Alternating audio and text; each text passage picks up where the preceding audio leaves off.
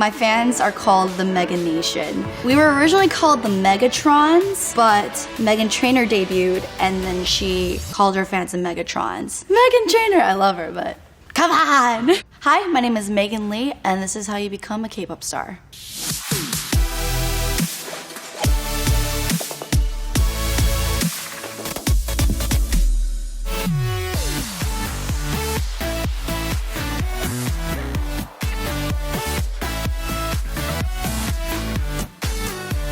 I am 24 and I live in K-Town, Los Angeles. I was born in K-Town, but I did grow up in Northridge and in Seoul, South Korea. I don't drive, so I do hang out around my area a lot, do escape rooms and eat at different restaurants. I'm a big foodie, so I like to hang around all around LA. K-pop's just like an expression of who I am. I am Korean American, but I did grow up not really feeling super connected to my culture. So K-pop was kind of like the gateway to learning more about myself. Fell in love because it just made me feel alive. What defines K-pop as a style? I think the K-pop that we all love and know, the really like flashy K-pop, is very vibrant, really fun. People just come together and enjoy it, which is such a beautiful thing, and I think that's the biggest defining style of K-pop. But a big misconception about K-pop would definitely be that it's just all poppy. K-pop is just a huge umbrella, and there's so many different artists and styles and type of music. K-rock, K-soul, R&B. Any genre that you could think of, there is like a Korean version of it. It's really awesome and beautiful. It's like a blend of different cultures, but sung in Korean and by Korean artists. One of the first few artists that I listened to was actually Big Mama. I loved R&B soul music, and you never see Korean or Asian faces in that genre in America. I felt very represented. That's what made me fall in love with K-pop in the first place.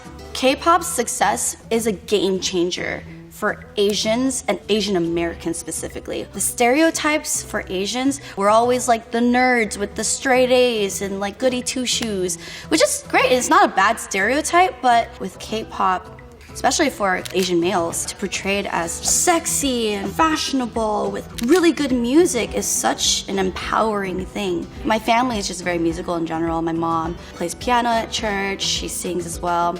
My dad is a rock star at karaoke, and like many Asian American families, a kid either grew up playing violin or piano, so I was definitely one of those kids for sure. I regret not continuing my piano lessons, but I did pick up the guitar as a teenager, and ever since I started to songwrite and really express myself to my fullest potential.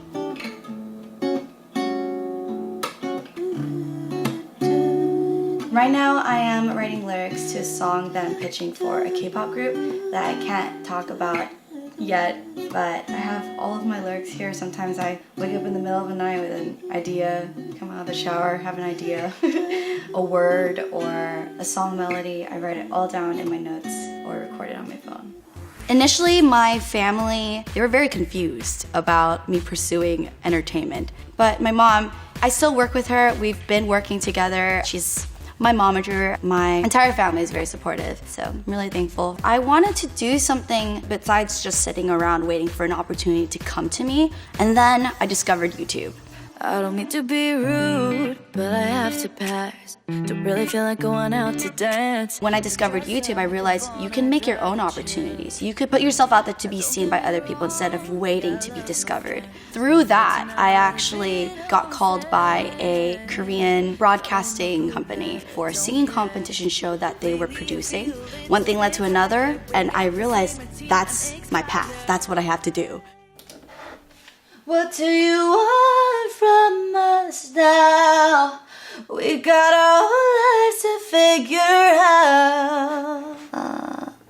I lost my place. I'm just editing vocals right now, adding some reverb to make the sound feel flowy and airy.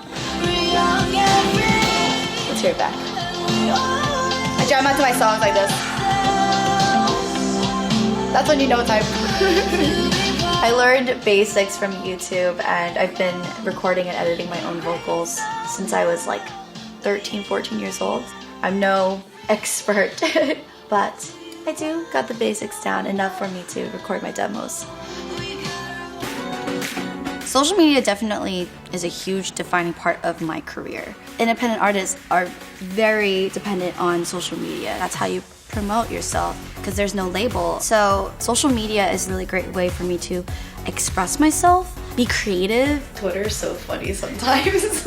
And just overall grow my, I don't really like this word brand, but grow my brand and me as an artist. Where am I at in my career? That's such a hard question to me because I'm always growing and learning, kind of like a Pokemon where I just keep evolving. I do wear a lot of hats. I'm a songwriter for other artists. I write my own songs. I'm constantly auditioning or on set for different projects. I stream on Twitch. I make YouTube videos. I'm trying to make content for Instagram, Twitter, Facebook. I do feel like sometimes I am overwhelmed juggling many different things, but I think that's like the beauty in the work that I do. So I have a very close relationship with my fans. I regularly stream on Twitch, and I think that definitely brought us a lot closer.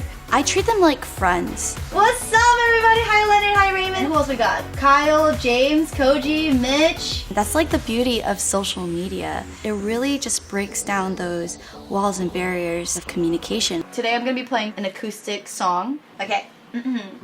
Tired of lies, I'm tired of excuses. Not gonna play your games anymore. 'Cause I will stand up by and I wanna see you try. Thanks guys for all the hype. I'm loving all the hype emotes. Thanks for hanging out with me. Goodbye.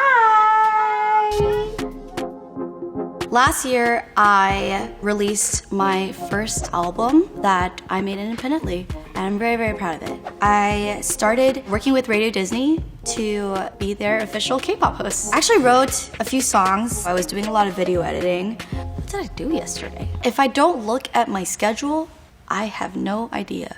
What am I doing tomorrow? I'm flying to New York tomorrow. Just fun. My first vacation this year. Probably just be streaming more, writing more. I want to work on a short film and I might start working on that next month. This year I really want to focus on my acting passion, whether it's TV or film. So hopefully, crossing fingers, something cool will happen.